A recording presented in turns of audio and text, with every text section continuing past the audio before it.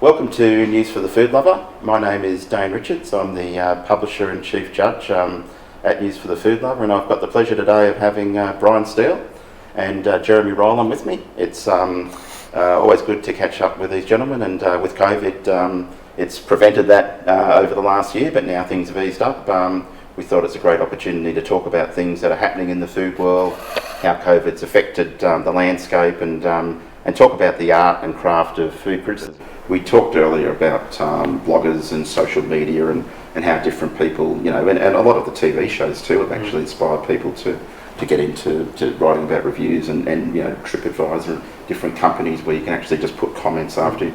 So what I would like you to do without sort of going into the real devil nuance of it is that, can you explain when you walk into a restaurant, I'll start with Jeremy here, when you walk into a restaurant about the basic tenements of room, what are you looking for? What are the do's and don'ts? So I just want people to understand sort of what's involved in the process and the professionalism behind what is involved, and so they get a bit of an understanding, because there is a little bit of a perception, as Brian said earlier, it's a free feed and stuff like that, but I know we all three of us take it very seriously. So I'd just like you to talk a bit about that so people can understand what our lens is into the restaurant.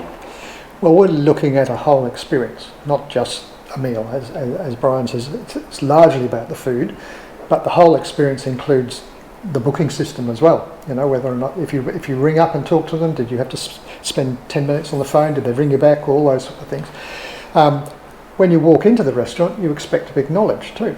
It doesn't have to be much, but you need to be friendly and so forth. So you're looking for all those little nuances that people expect when they want a special experience, because usually what we want to do is be pampered to an extent. So we don't want to be left standing without knowledge. There's some restaurants where you have to queue outside, but if they tell you what's happening, that's okay. It's part of the experience. The arriving is just as important as everything else. And then when you sit down, there's all the when they bring you the menus, what order they bring you the menus, so on and so forth, I think. So there's a lot of aspects to dining that are not just the food itself. And I think we look at all of those. Obviously the food has the highest weighting, but the actual experience itself, right from the very beginning to paying the bill, and paying the bill can be a pain in the arse in some restaurants. You can wait forever trying to attract their attention, and that can really put you off after quite a good meal. So,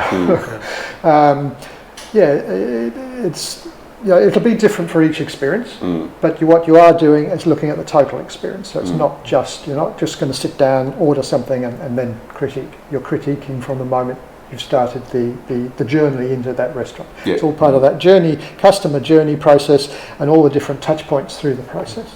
Yeah, and just looking sort of breaking down one part of that experience is, so the plate of food's in front of you. What are you looking for on that plate of food? What are the different the major points? You're looking at a dish. There's a dish in front of you. What parts of the construct of that dish are you starting to look at from a really technical point of view? I think presentation is fairly important, that it looks appetising, that it's not been sitting underneath a heat lamp for too long.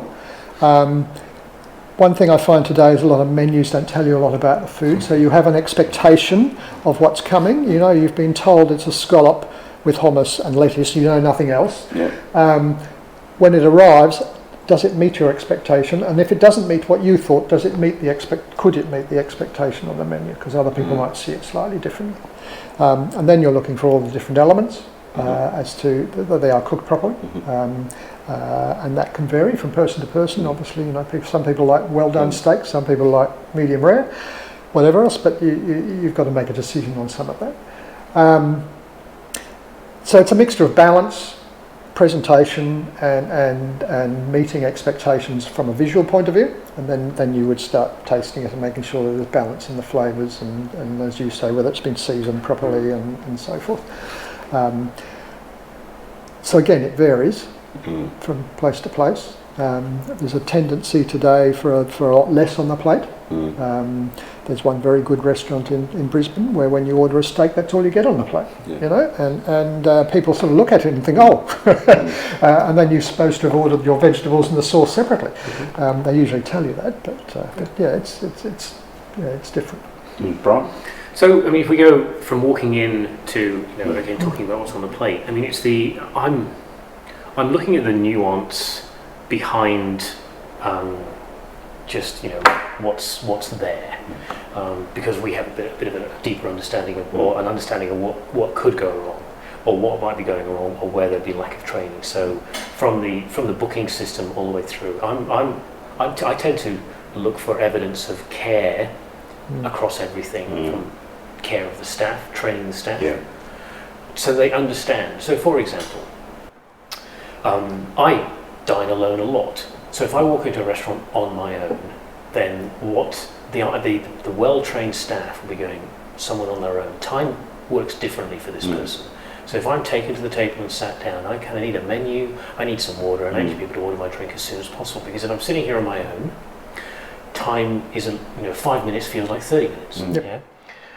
But that same staff member, I want them to be being carefully trained so that when 4 people walk to the door and they're laughing and they keep clearly deep in a conversation, you go, there's 4 people that are catching up and they haven't seen each other for a while. Great. You get them to the table, make sure they've got the menus, but you can relax a little bit about time for them, because time is going to be working differently. They're not going to notice that they've been sat there for 5 minutes without a drink arriving because they're busy catching up. So training, seeing that in a restaurant tells me that the staff have been trained and they understand the sort of like behavioural cues they're looking for. Jeremy mentioned, it can be really irritating paying a bill at times because there's this tendency where you can spot it, where when the main course has been cleared away, restaurants with it's easy for them to forget you, and then when it's time to pay the bill, they can forget you even more. Of course, departing a restaurant is really important because they can have had the best meal of their life, but if they leave irritated, that's what they remember when they write on TripAdvisor. And we talked about word of mouth and exactly, And so in terms of the service model, service being the grand decider, those are the things that I look for, because people that have been trained to look up.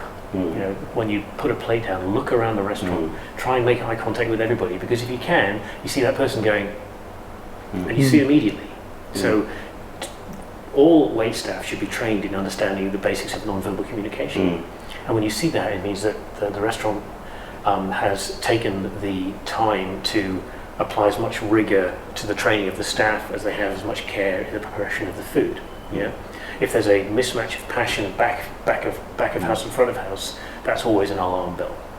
To the plate, obviously first you eat with the eyes and all that sort of stuff, so it needs to look good. But for me, there's 2 things that I say often. If you're going to put a plate in front of me that needs an instruction manual, it's a dangerous place to be, because it means that if there's so many things on the plate that I don't know which order to eat them and which goes with which, then then you're not providing something that I'm not getting what the chef's thought. And so for me, it's about, I always say it's the 3 T's: taste, temperature, and texture. The taste needs to be balanced. The temperature needs to be right, either cold, warm, hot, or all 3 at the same time. And the textural contrast needs to be there. And those are the things that make us happy. And so balance in that context is always very impressive, because it means that there's been a lot of thought gone into the dish. So it can be basic presentation, not sloppy, but basic. It can be elegant and beautiful presentation where there's at least tweezers involved. But it shouldn't be, the word deconstructed has no place in any restaurant and on any menu. But to Jeremy's point earlier about expectation management, I would say you need to be very, very careful when constructing a menu, not to try and be too clever in terms of giving it 3 words, almond, meat, basil, because it even talks, no kidding, moving away from the food, there are 2 things that sit in the back of my mind as exemplars of how not to do it. Mm. The one was, I went to a restaurant, it was a fairly high-end restaurant, and I went to the bathroom, and I stood there looking at two doors, and there were two fancy hieroglyphic shapes, or whatever it was, and I'm a fairly well-travelled person and speak a few languages, and I looked at both these doors and went, I don't know which is the gents and which is the ladies. I genuinely don't know. I'm going to have to take a punt. Right? So you know, what's wrong with you know, gents, ladies, or at least the standard signs, right? Okay. And of course, the other thing is, you know, is to understand that there are real risks in doing things that you think are, you know, a little bit out there, a little bit clever, a little bit sort of like, you know, nuanced. And the one about if I have a member of the waitstaff come to my table, and let's just say there's four of us, and we're all about to order drinks, and we're going to order a starter and a main, and we might have a few questions, and they walk to the table and they stand there and they're not holding either a piece of paper or a pen, I am immediately on high alert going, I mean, but yes, you can use the memory palace to try and memorize things, and there's various techniques, but it fails more than it succeeds. And I'm not going to be impressed if you remember something, because I'm going to be forgetting that in my meal. But what I will be irritated with, or what will have a negative impact on my experience, is if you have to come back to the table 3 times to confirm what it is we ordered.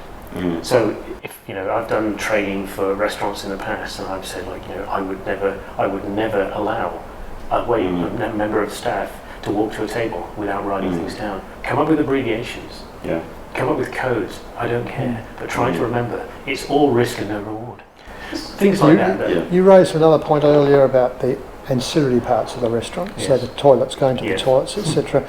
And it's worth going to the toilet, not just because you need to, but because you can tell a lot from that. If you have to step over things to get to the toilet, if you have to find your way through barrels of oil, and the toilets themselves aren't very clean, that's giving you suggestions about what they care about in the rest of the restaurant. Whereas if the toilets are really well looked after, it says something else. Similarly, car parks, everything else.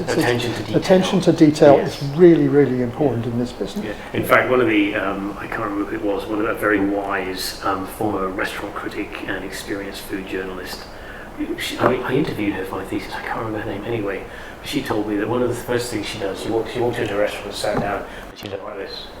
She looks to the ceiling of the restaurant. And you know what?